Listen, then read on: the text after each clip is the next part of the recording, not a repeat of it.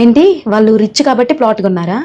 కాదు, వాళ్ళు ప్లాట్ కొన్నారు కాబట్టి రిచ్ అయ్యారు. ప్రజెంట్ మంచి లైఫ్ స్టైల్ లీడ్ చేస్తూ ఫైనాన్షియల్గా స్టేబుల్గా ఉంటూ అండ్ ఒక రిచ్ లైఫ్ అనేది మెయింటైన్ చేస్తున్నారు చూడండి. వాళ్ళందరూ కూడా ఒకప్పుడు మిడిల్ క్లాస్ ఫ్యామిలీని, ఒకప్పుడు మంచి ఇన్వెస్ట్మెంట్ చేశారు కాబట్టి ఈ రోజు ఆ లైఫ్ స్టైల్ అనేది మెయింటైన్ చేస్తున్నారు అండ్ దాన్నే ఇంకా స్టేబుల్ చేసుకుంటున్నారు. ఎగ్జాంపుల్, 10 years బ్యాక్ హైదరాబాద్లో ఇన్వెస్ట్ చేసిన వాళ్ళంతా కూడా ఇప్పుడు ఫైనాన్షియల్గా చాలా స్టేబుల్గా ఉన్నారు. అంతేగాని మేము మిడిల్ క్లాస్ పీపుల్, మా దగ్గర అంత బడ్జెట్ ఉండదు, మేము ఇన్వెస్ట్మెంట్ చేయలేము అనుకుంటూ అదే మెంటాలిటీతో ఉంటే మాత్రం మిడిల్ క్లాస్ కాదు కదా, మిడిల్ క్లాస్ నుంచి పూర్ కూడా వెళ్ళొచ్చు మీరు.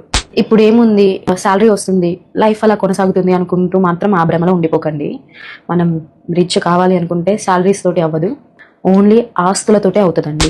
ఆస్తులు అనేవి మీ భవిష్యత్తుని నిర్మిస్తుంది. ఇంకా చాయిస్ మీ చేతిలోనే ఉంది. మిడిల్ క్లాస్గా ఉండిపోవాలా లేదా మంచి లైఫ్ స్టైల్ అనేది లీడ్ చేయాలా అని. మీరు అనుకోవచ్చు, బడ్జెట్ లేకుండా మరి మేము ఎక్కడి నుంచి ఇన్వెస్ట్మెంట్ చేస్తాం మేడం అని చెప్పేసి.